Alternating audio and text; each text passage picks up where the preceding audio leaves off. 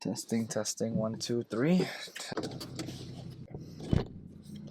Welcome back to the channel, guys. My name is Amit, and in today's video, I'm going to go to the gym. And I thought it would be cool to show you exactly what I do in the gym, even after getting a hair transplant, and see how much I sweat, and see how much it actually affects my hair and my follicles. So yeah, let's go to the gym together.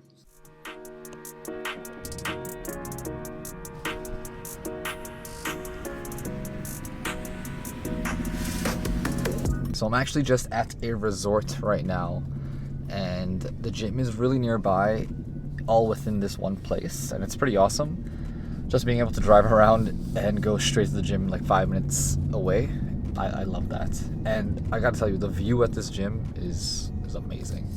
I'll show it to you guys later on as well.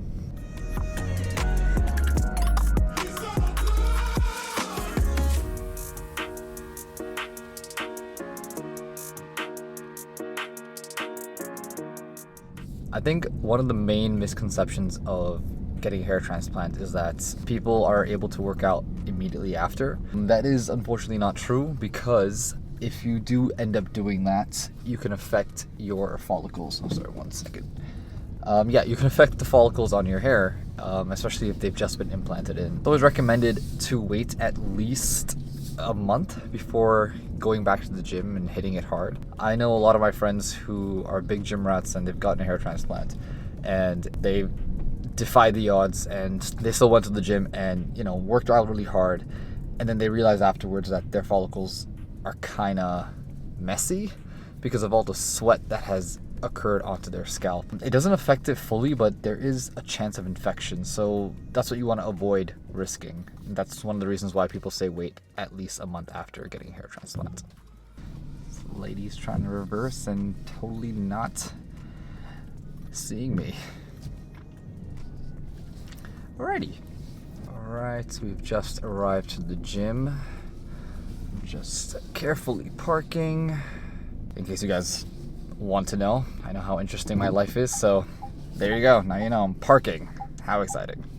Alright, we're here. Let's go.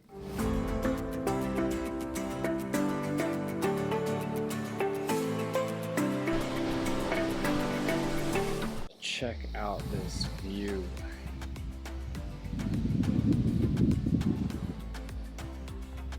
Pretty sick. Pretty sick. Alright, so to start off, I usually start with a run, and my hair usually also gets really sweaty. So to counter that, I wear a dry fit Under Armour cap to help absorb any of the excess sweat. After that, I get on the treadmill and proceed to track my workout on my very handy Fitbit Versa 3. I use this all the time to help track my workouts, and today I'm tracking my run with a 10-minute jog to warm up my vitals and my heart rate. It just helps me overall to get into a more pumped feeling at the gym prior to my workouts. Like I said, usually when I'm on a jog, I sweat a lot, so I wear the appropriate hat that helps just to reduce some of that sweat on my scalp. With a quick check on my smartwatch, I see it's just past 10 minutes and I can track my calories and the steps on the run at the same time. Super handy to know. After the run, as you can tell, I'm pretty tired and, more importantly, sweaty.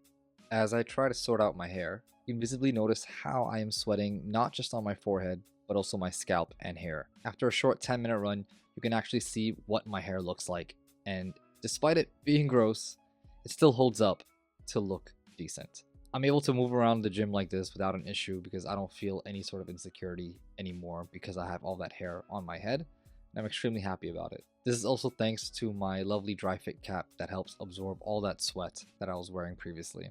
Link is in the description if you need it. I once again use my Fitbit Versa 3 to continue to track my progress for the rest of my workout. It's super helpful for me. If you're interested in picking up a workout tracker for yourself as well, there's a link in the description below.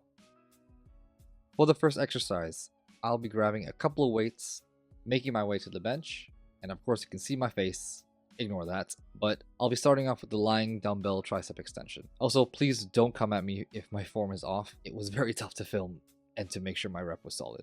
Now, this particular exercise in the past was not as easy for me because I always used to wear a hat for it. Having no hair on my head definitely impacted some of the exercises that I wanted to do in the past because of my own insecurities, But now all of that is gone and I am able to do the most in the gym. You can see here when I did used to use my hat, I couldn't wear it backwards because it was pressing against the bench. Nor forwards because at times I would hit my hat when I had the dumbbells close to my face, or it would just fall off. The next tricep exercise I like to do is called the cable rope pushdown, and I usually do 3 sets of 10 for this. I won't show all of that as I'm sure you don't want to see me do terrible reps, and of course a very disgruntled face throughout the video, but following this I usually do the tricep bar pushdowns as well, following the same amount of reps. One thing I think is worth mentioning is how I look from the back when I'm doing these workouts. I always used to be insecure about it when I didn't have hair on my crown. Even though that was after my first hair transplant, I still consistently wore hats at the gym. But thanks to my second hair transplant for my crown, I feel as confident as ever when I do these workouts now. The final tricep workout I'm showing here is the barbell JM press. This is another exercise where I need to lay on the bench with the back of my head touching it as well. And again, I feel as confident as ever to be able to put my head on that bench without worrying about how I look or what other people think of me. I used to even wear fibers sometimes at the gym, just because I was afraid of what others thought. But my outlook on a lot of things has completely changed now. Honestly, I think there's more anxiety about dropping that barbell rather than anything about my hair. Once I finish all of the tricep workouts, I get into some simple boxing to just bring up my heart rate again. This doesn't really have anything to do with my hair transplant, but I thought it just looked pretty cool to show. And yep, that's me being as tired as I possibly could be. I really pushed myself for this video, so please like the video. And last but not least, I do a quick cool down with some light stretching to ease up my muscles from all the workouts. And then of course do a little flexing at the end. Oh yeah, look at those guns. Yeah, no, I'm kidding. I still got a long way to go. Alright, so I think that's it for today's video. I just wanted to bring you guys along and show you what it is like when I go to the gym, even after getting a hair transplant. Granted, it's been over a year now that I've had it done, but I still feel like I should show this and hopefully inspire somebody out there who wants to get a hair transplant that it gets better and you will eventually get back to your normal life. I'm really happy I'm able to show this to you, and I really hope that it helps you along the way. If you need any sort of hair help, I have a one-on-one consultation service that you can speak to me about your hair and anything about a hair transplant. So book some time with me and we can start having that conversation. Alright, thank you so much for tagging along and watching this little different video. I'm just trying different things and seeing what interests you guys as well. If you guys want to see anything else in particular, let me know in the comment section below and I'm happy to explore ideas and try to give you guys the best content possible. If you haven't already, like this video and subscribe to the channel, and I will catch you guys in the next one. Peace.